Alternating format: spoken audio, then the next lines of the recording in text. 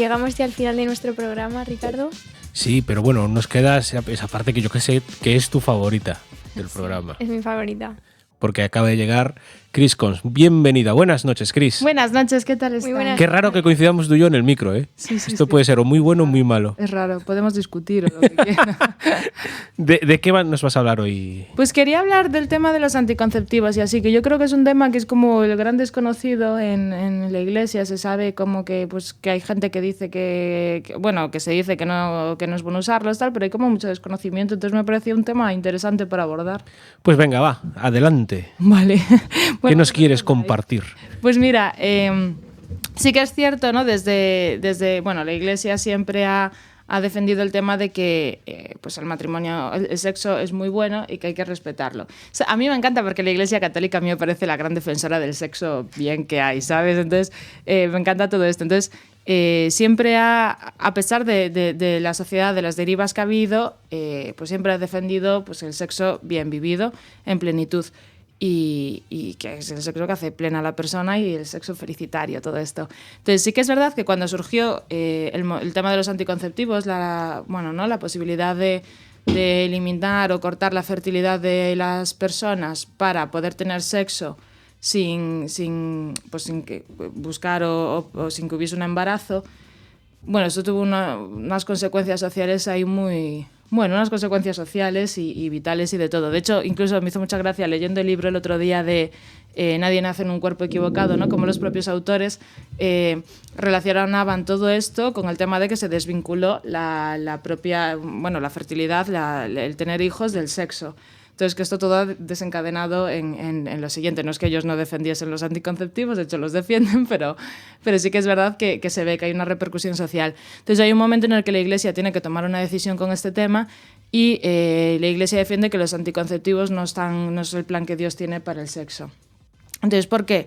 Pues mira, hay muchas razones. Depende de también, por un lado, porque afecta o al matrimonio, siempre afecta al matrimonio siempre le afecta, a la relación sexual también.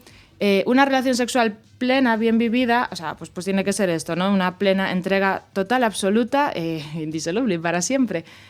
Nos entregamos nosotros de forma total y absoluta con todo lo que somos, incluidas nuestras fertilidades, todo esto. Entonces, es verdad que hay un montón los anticonceptivos al final, anular nuestra fertilidad también impide que nos entregamos de esta forma total y plena. No es esto... no es lo mismo que el no poder, o sea, que cada relación sexual tengas que tener hijos, o sea, esto no es así, ni es lo que defiende, luego os explico cuál es la idea. Pero sí que es verdad que los anticonceptivos, que es algo, químico, que es algo que que es externo a la propia persona, pues interrumpe esto, ¿no? La entrega plena. Incluso se carga el placer, yo pienso. Algunos, por ejemplo, los de barrera, el preservativo, el tal, ya sea masculino o femenino, pues se carga el placer. O sea, porque no es lo mismo sexo con preservativo que sin preservativo, ¿no? A veces yo me acuerdo de adolescente cuando te daban charlas de estas y te decían, no, es lo mismo. Y no es lo mismo. No vamos a abundar más en el tema. No. Si alguien tiene la experiencia sabe que no es lo mismo con preservativo que sin preservativo. Entonces, pues es así, o sea, tampoco hay que engañarse, pues es esto. Entonces, por un lado, los de barrera ya directamente quitan placer, alteran la unidad del matrimonio, la entrega total, pues... O sea, perdón por la imagen visual, pero es bonito que haya una eyaculación dentro de la mujer, pues esto es precioso y es importante.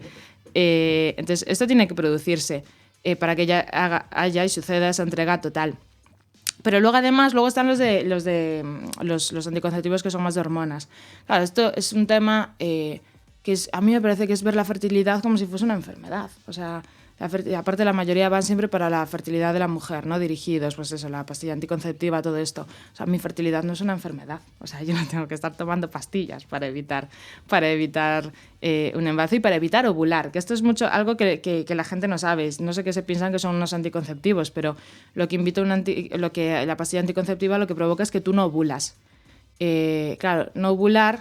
Bueno, y a saber durante cuánto tiempo, porque la gente se lo está tomando, o sea, pues no ovular es antinatural, por eso tienes tantos efectos cuando la tomas, pues o aumentas de peso, o te sientes irascible, o pierdes la libido, o sea, el deseo sexual, ¿Por qué? Pues porque estás afectando a tu cuerpo, que tu ovulación es buena y tiene que darse la ovulación. De hecho, hay un sangrado, pero es incluso un sangrado falso. Es porque porque esos días se dejan de tomar las pastillas o se toman las pastillas estas más placebo. Placebo no, sino pues para que no te olvides, pero que no son nada. Entonces, pues que en general afecta o al cuerpo negativamente, o afecta al matrimonio, afecta a la relación. Pero luego a mí me preocupa también mucho la mentalidad que hay detrás de un anticonceptivo. Por ejemplo, yo qué sé, pues la idea de que los hijos son malos, esto se ve ahí. No significa esto. No usar anticonceptivos no implica que tienes que tener hijos cada vez, como la peli de los Monty Python. No sé si la viste y me encanta. Yo sí, pero intuyo que Tere no... Pues la vamos a buscar. Tere, no la veas porque yo sé que tú te escandalizas con la música que pongo yo. Con esa escena te escandalizarías muchísimo. A mí me hizo muchísima gracia, pero... Es la peor película de los Monty Python. No, sí, sentido de la vida, a mí me encantó. Yo lo voy a decir así claramente. He ido a Londres hace un tiempo y hace muy poco y he visto ahí un guión original de los Monty Python y flipé. Y yo en mira, bueno, da igual. El caso, a mí me hace mucha gracia. Y hay una escena que es divertidísima, ¿no? Que están en un matrimonio protestante hablando de los anticonceptivos, entonces me hace muchísima gracia. Mientras niños católicos saliendo del fondo de una familia, infinitos niños católicos. No es esta la idea, o sea, no es esto.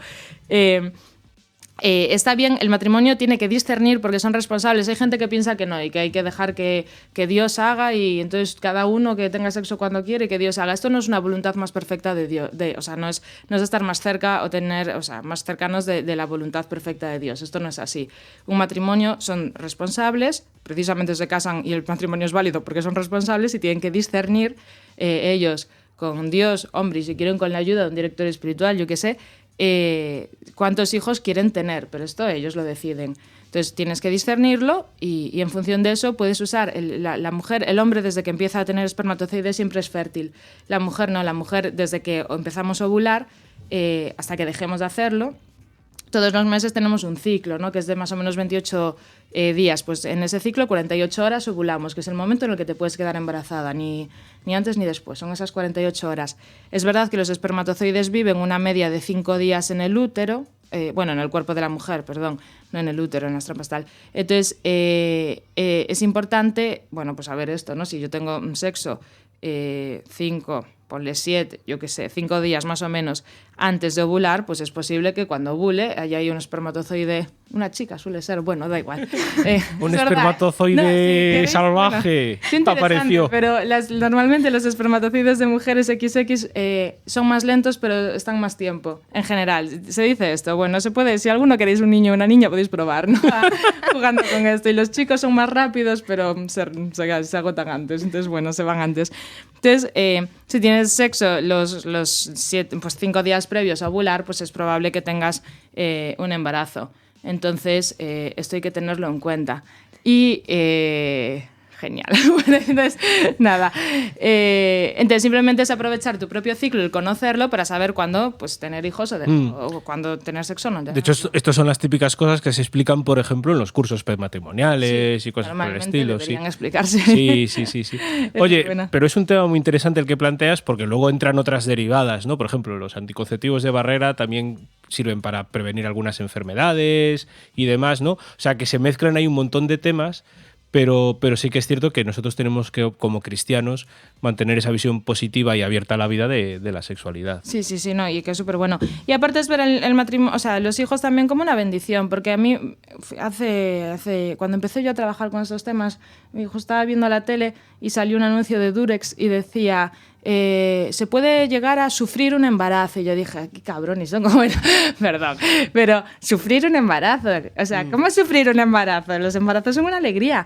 De hecho, una vez una señora mayor me dijo, es que ahora se dice embarazo no deseado, y me lo decía escandalizada, y me dice, no es embarazo no deseado, antes se decía embarazo no esperado.